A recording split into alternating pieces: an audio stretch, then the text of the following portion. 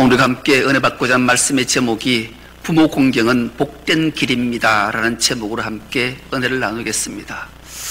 이시조선 왕조가 시작되고 22대 왕이었던 정조 시대에 세계가 주목해 보고 있어요. 이 정조는 참으로 조선을 세계에 야 저런 나라가 다 있었어? 할 정도로 주목해 본 나라이었어요. 여러분, 정조의 업적을 혹시 아십니까? 정조에 대해서는 우리가 생소하지만 이산하면 여러분들이 머리에 떠올라요. 이산은 아름다운 사랑을 했던 인물로 드라마도 만들어졌기에 이산하면 우리가 기억나는데, 이 정조의 업적들이 얼마나 위대했는가 하면, 정조는 서기 1752년의 사람이었음에도 불구하고 얼마나 이분이 위대한 인물이었던가를 우리에게 역사가 우리에게 들려줘요. 이는 이 당시에 참 계급 사회가 얼마나 투철했는데 서어를 폐지하는 데 애를 썼어요. 서어를 등용했어요. 즉 서자를 벼슬길에 오르는 길을 열었던 인물이 정조였어요. 그리고 노비 제도를 폐지하기 위해 추진했는데 결국 이루지는 못했지만 참으로 위대한 인물이다 말할 수밖에 없는 거죠. 그리고 시장 경제를 활성화시켜서 국민들이, 백성들이 참 행복했다라고 기억되는 왕이었어요. 그리고 법과 정의를 확립했을 뿐만 아니라 황실의 재산을 다 창고를 열어서 국민들을 구휼했던 사건은 오래오래 우리의 기억에 남아있는 왕이었어요. 그 중에도 이 정조는 정말로 효행하면 이보다 더 효성스러운 아들이 없었다라는 거죠. 이 정조의 일생을 잠깐 되짚어 보면 정조는 참으로 아픈 사연이 있는 왕이기도 해요. 그가 11살 나이 될 때 아버지가 사도세자였어요. 할아버지 영조에 의해서 뒤주에 갇혀서 비참한 종말을 맞이하잖아요. 자기 아비를 살리려고 석고대자뿐만 아니라 정말로 눈물로 호소했던 인물이, 그러나 결국 아버지는 그렇게 비참하게 인생을 마감했죠. 그래서 정조가 왕에 등극한 이후에 가장 먼저 한 일은 자기 어머니 해경궁 그분하고 자기 어머니하고 아버지를 합장해서 묘 하나를 만드는데, 그 묘가 육능이라는 묘예요. 육능을 만들어 놓고 그 주위에 아버지의 그 위대한 업적을 살리기 위해서 주위에 소나무 숲을 쫙 만들어 놨어요. 지금도 이 육능을 가기 위해 소나무 숲길을 쭉 가면 얼마나 소나무 숲길이 아주 잘 되어 있는지 몰라요. 그래서 많은 사람들이 저기를 찾아요. 저렇게 소나무 숲을 조성해 놨는데 어느 날 이 정조에게 비보가 날아든 거예요. 왕이시여, 육능에 소나무 숲에 송충이가 창궐해서 소나무가 다 죽어가는 처지에 놓였습니다. 이 소리를 들었던 정조가 한급하게 다급하게 가보니까 정말로 주위에 송충이가 솔잎을 다 갉아먹고 있어서 그 송충이 하나를 잡아다가 자기 배에 얹고 일가를 했던 게 지금도 일화로 소개되고 있어요. 송충이를 집어들고 이 정조가 이렇게 고함을 질러요. 이놈들아! 솔잎을 갉아먹지 말고 내 창자를 갉아먹어라. 하늘을 향해 그렇게 외치자 하늘이 들으셨어요. 그 소리가 끝나자마자 갑자기 수많은 새떼들이 막 몰려들어서 그 소나무 솔잎을 갉아먹던 송충이를 순식간에 다 잡아먹어서 소나무가 다시 소생되고 아주 아름다운 소나무로 지금까지 자라게 됐다. 그런 일화가 지금도 전해지고 있어요. 효행이 얼마나 극심했던지 하늘이 들으시고 감동을 해서 모든 문제를 해결해 줬다. 그런 일화가 따뜻하게 우리에게 전해지고 있어요.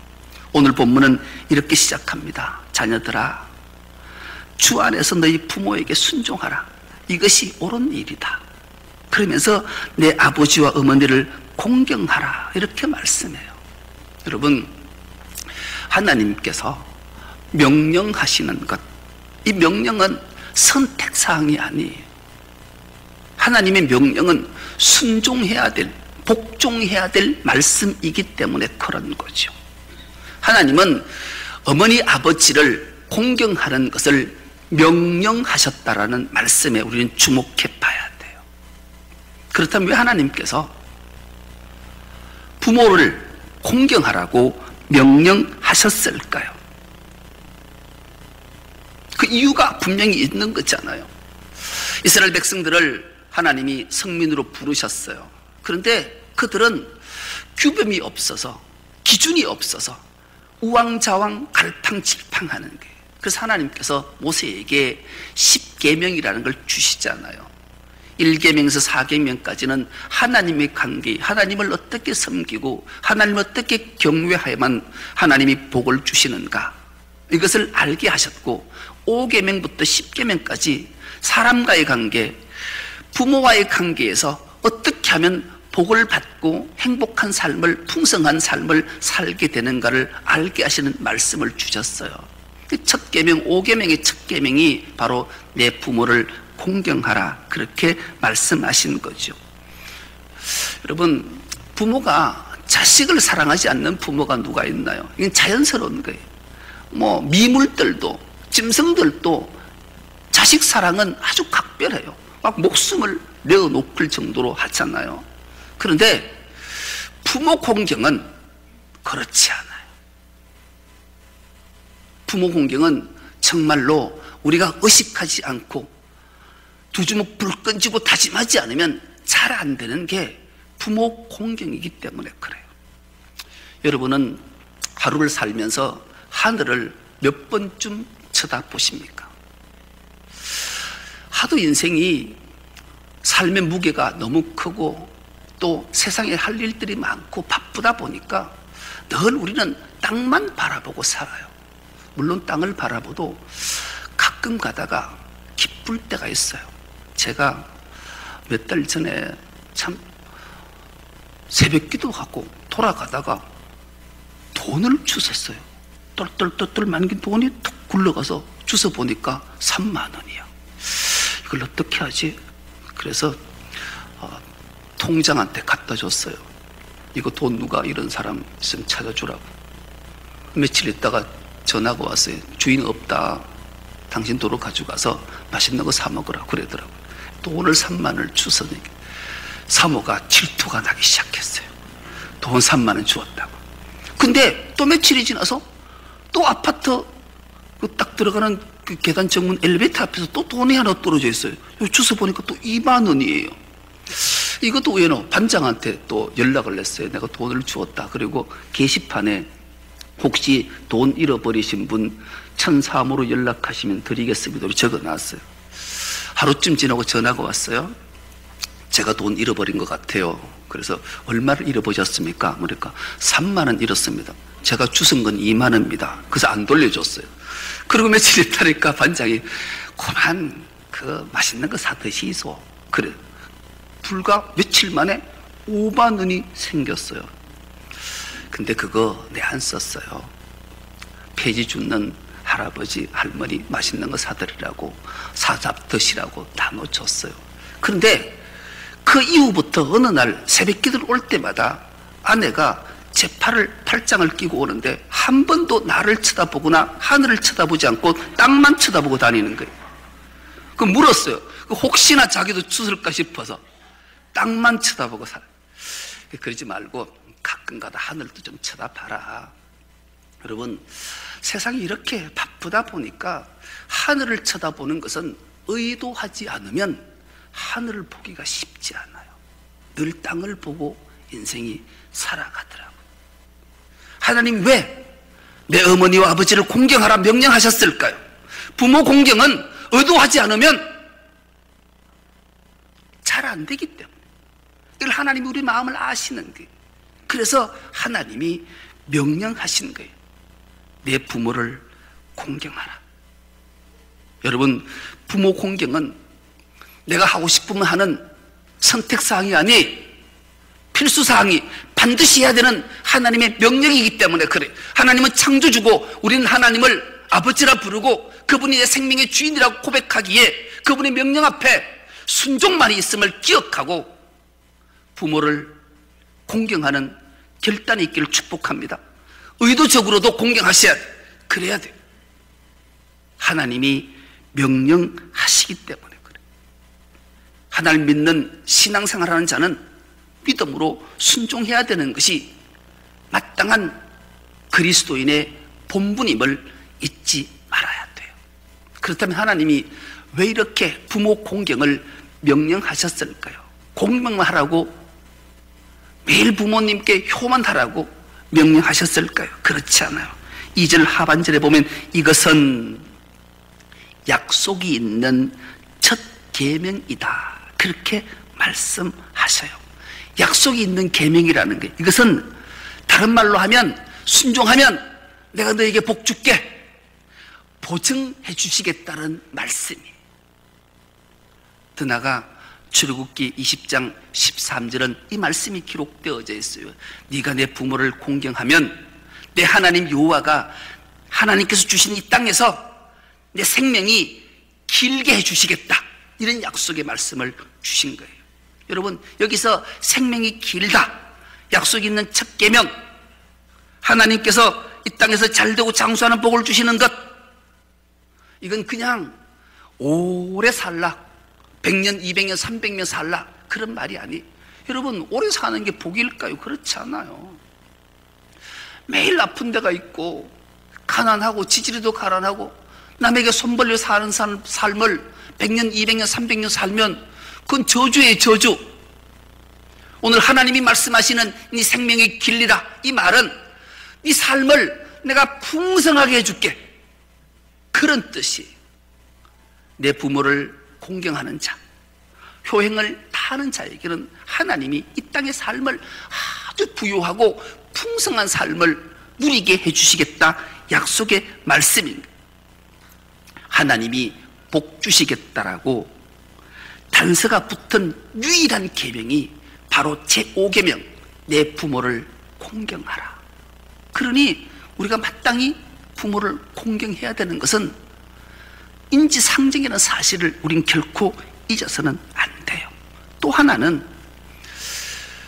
부모를 공경하면 부모는 자녀를 복주는, 축복하는 근한이 부모에게 있기 때문에 그런 거예요.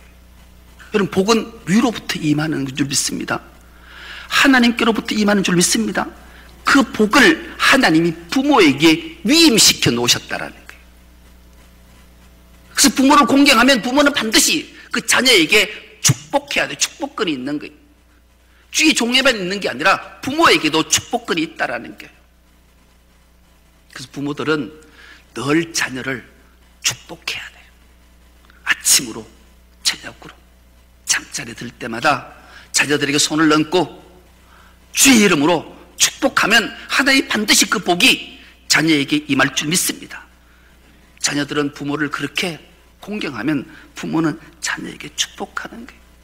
여러분, 오늘 이 자리에 있는 여러분들 모두가 부모의 그 축복으로, 부모가 복을 빌모로 인해서 여기 있는 줄 믿습니다. 내 자신만 봐도 그래요. 내가 이 자리에 설 수 있는 자격이 전혀 없었음에도 불구하고 이 자리에 있는 것은 우리 어머니의 축복 때문에 그래요. 기도 때문에 그래요. 우리 어머니는 지금 생각만 해도 가슴이 먹먹해요. 제가 주의 종의 길을 시작하고 난 이후에 단 한 번도 집에서 잠을 자지 않으셨어요. 늘 교회에서 철야 기도하셨던 분이. 나중에 제가 어른이 되고 난 이후에, 또 가정을 이룬 이후에 가만히 생각해 보면 우리 아버지가 참 불쌍하다, 그런 생각이에요. 여러분, 부부가 한 방에서 잠자리를 같이 해야 될 텐데 늘 우리 어머니는 교회에 가서 철야를 했으니 아버지는 얼마나 독수 공방을 했겠냐고요. 그런 생각하면 부모에게 늘 무거운 짐이 있어요. 정말로 효를 다하지 못했던 마음들이 눌려 있어요. 그래서 제가 지금 연로한 분들한테 잘하려고, 효를 하려고 몸부림을 쳐요. 몸부림을. 할매 근사님들, 내가 잘하지? 부모에게 다 못했던 것, 얼마나 이 일들이 효가, 공경이 얼마나 귀한가를 우리에게 알게 하는 내용이기도 하지요. 혹시 부모들에게 효를 다하지 못했던 사람들은, 특별히 우리 충성로교회 건속들은 하나님 우리에게 큰 기회를 주셨어요. 이보다 더 좋은 기회가 없어요. 우리 교회에 연로하신 분들이 그리 많지 않아요. 경쟁력이 있다는 얘기예요.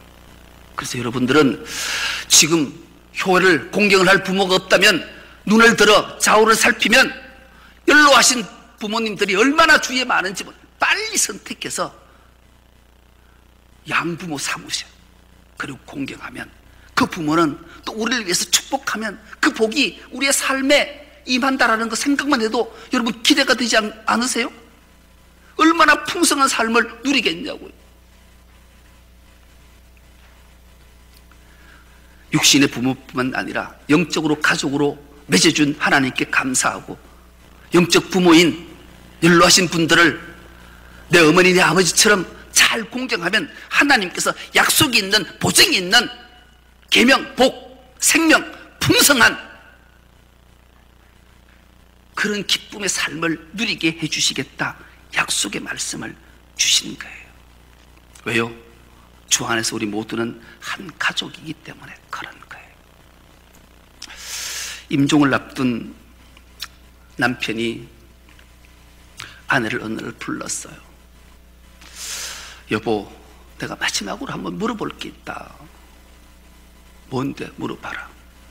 이 남편이 자녀를 7남매를 뒀는데요, 막내 아들 놈이 아무리 봐도 나를 닮지 않았어요. 행동하는 것도 안 닮았고 생긴 것도 안 닮았고 자꾸 마음에 궁금증이 생긴 거예요. 일평생 그 궁금증을 앓다가 이제 임종이 다가오니까 이건 해결하고 가고 싶은 거예요. 그래서 아내를 불러서 내가 솔직하게 물어볼 테니까 솔직하게 좀 정직하게 답을 해달라. 그래 물어봐라. 저 막내야, 자, 내 아들 만나. 그러니까 이 아내가 눈을 동그랗게 가서 당신 무슨 소리 하냐고. 야, 틀림없이 당신 아들 맞다. 그러니 남편이 평생 의심하고 궁금했는데 이제 답을 들으니까 안도의 한숨을 후 내쉬고 임종을 했어요. 임종을 하자마자 아내가 그 안도의 한숨을 후 내쉬며 독백을 하는 게, 그 위에 아들 안 물어본 거 참 감사하다. 물어봤으면 왜 할 뻔했냐고. 안도의 한숨을 내쉬다. 무슨 말인지를 못 알아들으면, 여러분, 우리가 누구가 내 아들이고 내 딸이고 누구가 내 어머니고 내 아버지가 아니라 우리는 주 안에서 한 가족이 되었기에 다 내 자녀고 내 부모인 줄 믿습니다. 누구나 우리는 자녀이기도 하지만 부모이기도 해요. 그러므로 부모는 자녀를 축복하고 자녀는 부모를 공경하는 일을 잘 감당해야 돼요. 아이들이 나를 볼 때 어떤 마음을 가질까? 우리가 우리 자녀들을 고민스럽게 하거나 상처를 줘서 아프게 해서는 안 돼요. 여러분, 자녀들을 바라볼 때 마음이 복잡해지고 그러면 지나간 일이라도 상처를 줬거나 상하게 한 일이 생각나거나 기억이 난다면, 하나님이 깨닫게 하신다면 반드시 그 자녀에게 말씀하셔야 돼요. 아들아, 딸아, 내가 미안하다, 나 용서했다고. 사과하는 것은 큰 용기고 큰 복이에요. 이 반드시 해야 돼요. 부모들은 자식을 사랑한다는 미임 안에 좋은 아이로 양육하기 위해 때론 상처 주는 말을 하고 또는 물리적으로 행사를 한 것이 내가 자식 사랑해서 그러니까 괜찮을 거야. 그렇지 않아요. 자식들은 당한 자는 이게 기억이 평생 가요. 그래서 부모가 자녀들에게 미안하다, 잘못했다, 용서해도, 이 사과는 그에게 새로운 삶을 살게 하는, 새로운 힘을 얻게 하는 길이기 때문에 그래요. 자녀들도 마찬가지예요. 자녀들도 부모에게 상처 준 것이 있다면 반드시 풀어야 돼요. 아버지, 어머니 죄송합니다. 제가 실수했었어요. 제가 잘못했었어요. 용서해 주세요. 왜 부모와 자녀 간에 이 문제를 해결해야 되는가? 하나님 말씀처럼 복받는 길이기 때문에 그런 거예요. 자녀들도 부모를 용서하고 부모들도 자녀를 용서하는 일은 얼마나 귀한 일인지 몰라요.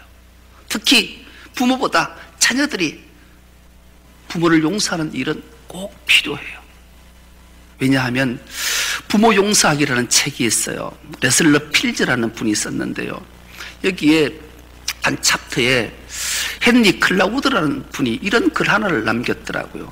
아무리 끔찍한 죄를 지은 부모라도 그 부모를 용서하지 않는 이가 번영하는 것을 난 단 한 번도 본 적이 없다. 용서는 매우 어렵지만 대단히 중요한 우리 영혼에 대한 소명이다. 이분이 신앙이 되게 좋은 분이세요.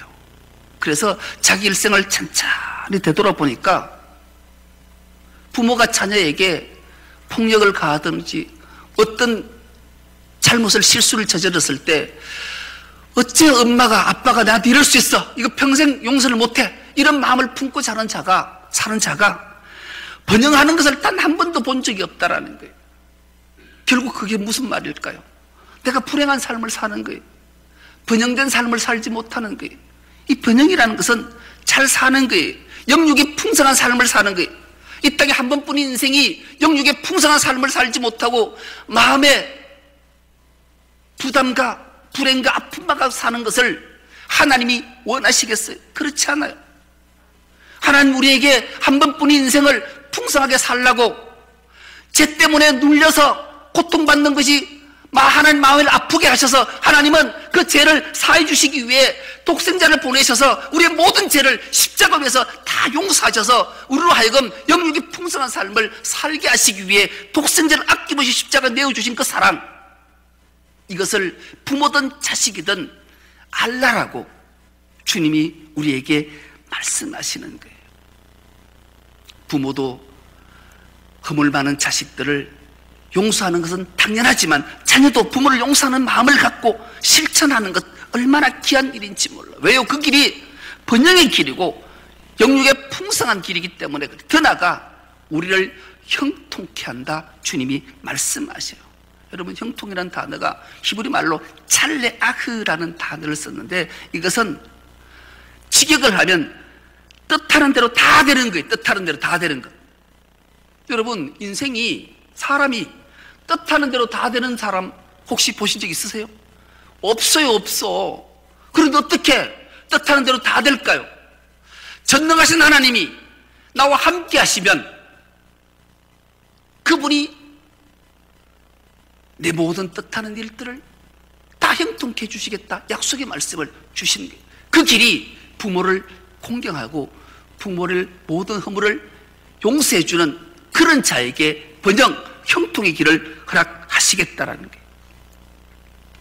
우리가 이 땅을 그렇게 영육의 풍성한 삶을 살기를 원한다면 부모를 공경하고 부모를 용서하고 부모를 사랑하는 마음이 우리에게 있을 때 하나님이 나와 함께 하셔서 임마누엘 하셔서 이 모든 일들을 다 해결해 주시겠다 약속의 말씀을 주시는 거예요. 보증의 말씀을 주시는 거예요. 우리 모두가 부모를 공경함으로 이 땅에 살아갈 때 복된 길, 풍성한 길, 행복한 삶을 다 살아서 하나님 앞에 섰을 때 칭찬받고 상받고 영광을 올려드리는 복된 삶을 다 살아가는 우리 중성교회 모든 건속 다 될 수 있기를 간절히 기도합니다. 하나님 아버지, 고맙고 감사합니다.